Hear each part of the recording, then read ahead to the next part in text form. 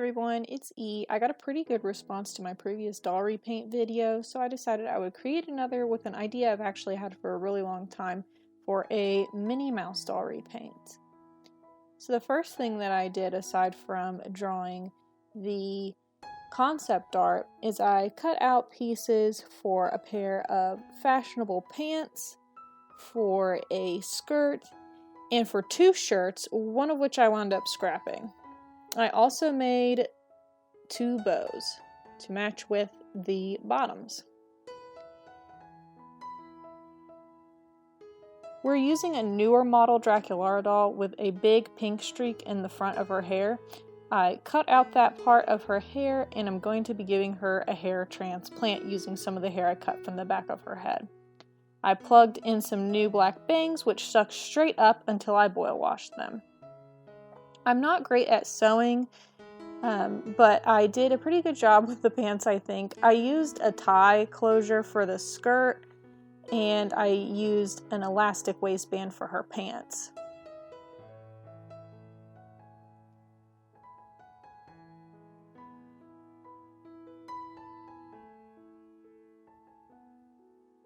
I add flourishes like lace and a bow to help cover some of my mistakes.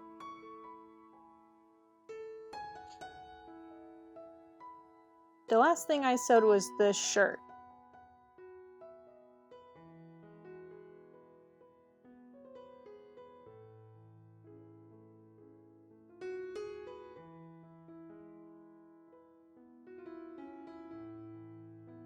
And I added a cute bow to it as well. Here it looks with the two different pants, and there are the bows. And now it's time for the fun part. I cleaned off the face and started on a new one. First things first, I start off with a little blush, a pretty pink for her cheeks and for her nose.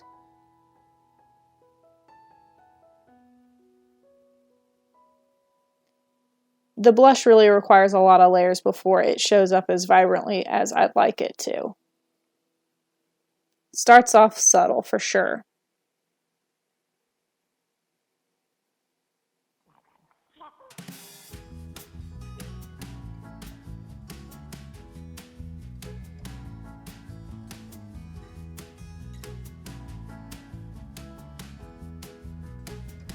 I use one brush to put it on and another one to dust off the excess.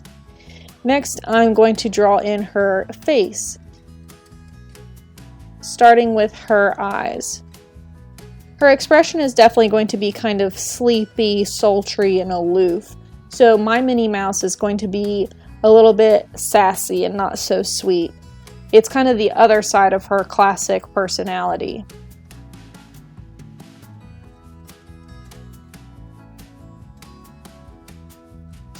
I think that drawing her this way makes her a little bit more relatable. She definitely does have a sassy side canonically, but most of the time when you see art and stuff of her, it's kind of like she's always kind of demure and whatever. But she's also a fashionista, and I wanted to lean more into that side of her personality. And in part with that, I'm giving her some shiny purple eyeshadow, kind of like a Jessica Rabbit look.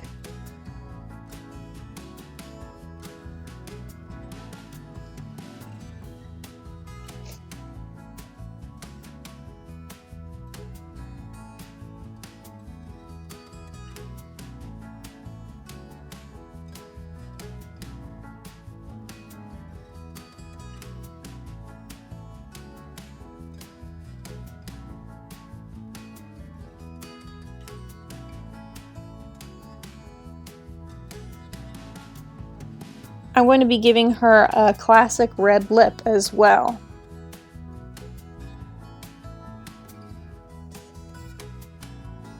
And I'm kind of accentuating and elongating one side of her upper lip to make it look almost like she's kind of smirking.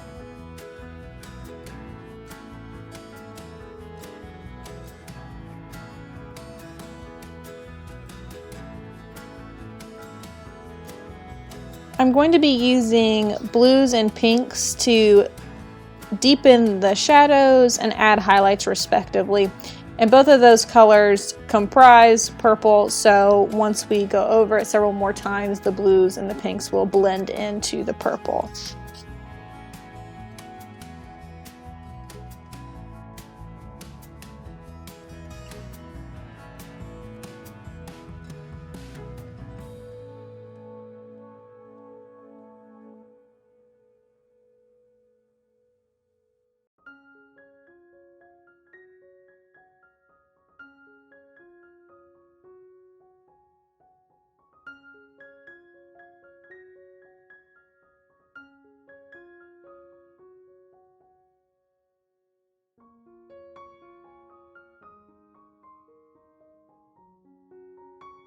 Her eyes are going to be a deep chocolatey brown with a golden highlight. And that golden highlight will be added a little bit later on.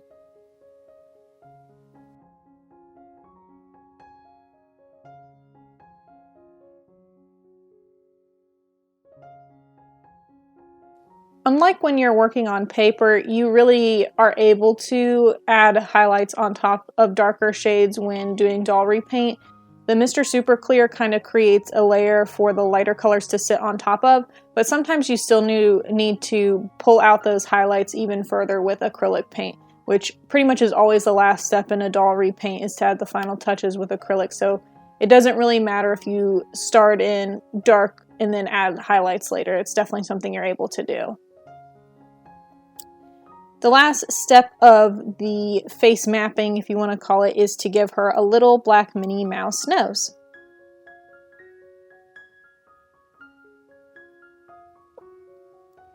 At this point, we basically have the groundwork laid down for her face, and from here on out, it's all about finessing, making the darks darker, the lights lighter, and adding little details and sharpening things up.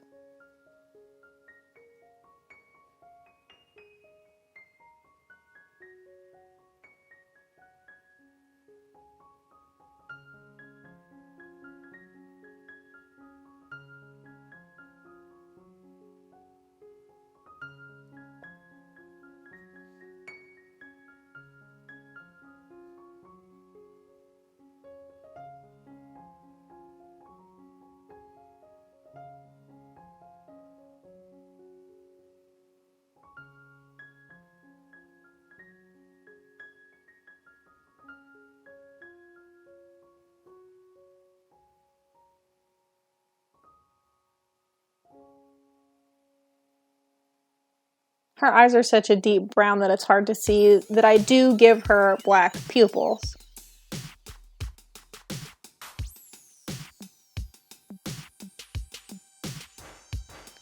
And for her eyebrows, I'm giving them sort of an ombre look. I use dark umber for the eyebrow, and then I go back in with black to darken them up towards the center.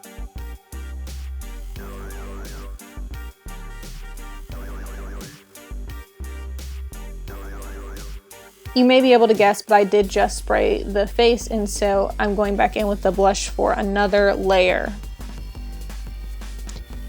And in this stage, I will be adding water to the watercolor pencils to help increase the vibrancy. What a lot of doll repainters do, the more professional ones on YouTube, I guess, is they will use like 10, 20 layers of Mr. Super Clear and continue building up opacity in their colors with dry watercolor pencils. And that tends to have maybe a little bit more precise or soft of an effect. But for me, Mr. Super Clear is expensive. I don't always have time to order a new bottle of Mr. Super Clear. So in my opinion, it's good to be as heavy-handed as possible, and watercolor pencils are meant to be used wet. So I think that it saves time and money if you go ahead and get them wet to get the vibrancy where you need it to be sooner. That's just my opinion. I'm not a professional, but I think for beginners like myself who don't have the time and money to invest in that many layers of Mr. Super Clear, wetting your watercolor pencils is a good way to kind of shortcut that and still get a good effect in the end. You can see here that I'm using the wet pink watercolor pencil to create a highlight in the center of her eye to give it that kind of glossy, shimmery look. Like I said, kind of inspired by Jessica Rabbit's eyeshadow.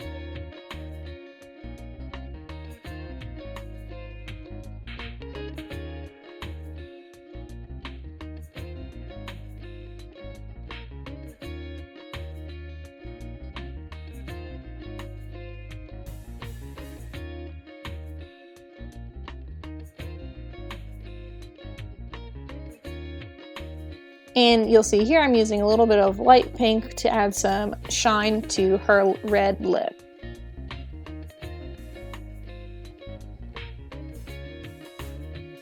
And a little white to make it even more vibrant.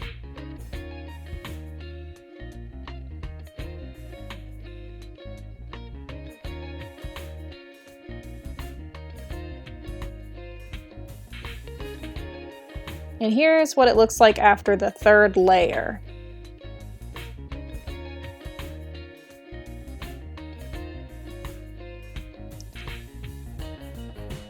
Okay, now for the final facial layer. This is the acrylic paint phase.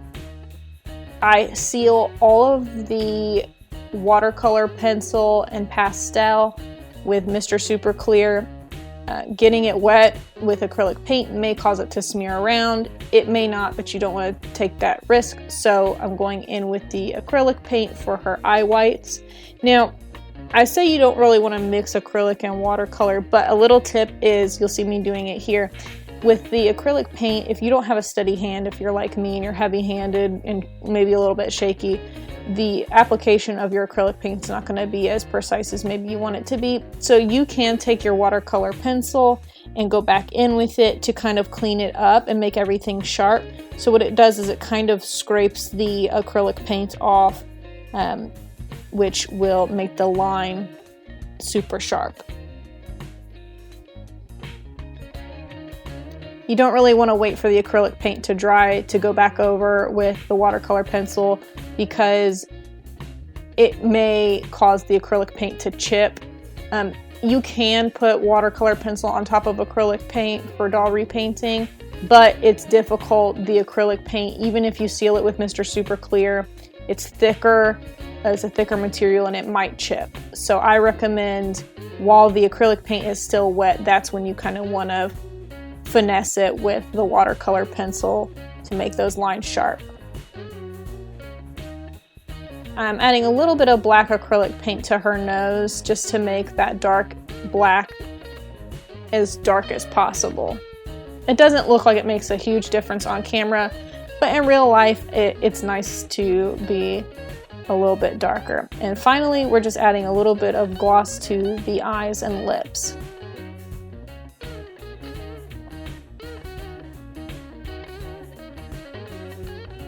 You may have noticed earlier that her hairline is a little whack. The doll originally didn't have bangs like this, and all of their hair was pulled back. So there's like this little gap there that looks like a bald spot. So I used black acrylic paint to fill that in and hide her bald spot. And as you can see, it already looks a lot better. It's actually pretty convincing and not noticeable. And with the same black paint, I'm going to be painting these little circles I cut out of craft foam, and these eventually will become her ears. I'm going to do it the same way as I did with my bunny doll, using sewing pins to stick it through her scalp to be her ears. For her skirt, I decided I needed to add a little bit of detail, and it's not Minnie Mouse without polka dots, so I added some polka dots with white acrylic paint.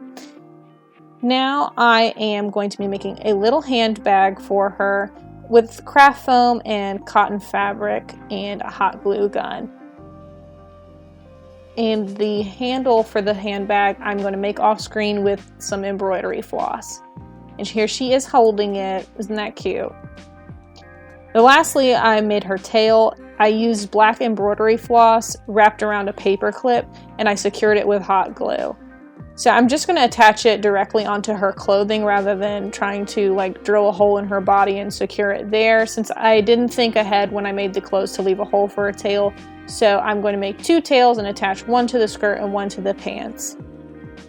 Now the last thing for me to do is put the doll all together with her ears, her hair bows, her tail, and everything. I ordered some shoes from Amazon, and with those her outfit is complete. That's it for me. Thank you so much for watching. I hope you enjoyed. I hope all you Disney fans out there who may have clicked on this video because you like Minnie Mouse, I hope you enjoy. I hope you understand what I mean about her personality being kind of sassy, and you like the way I represented her in this doll. Thanks again and have a great day. Bye-bye.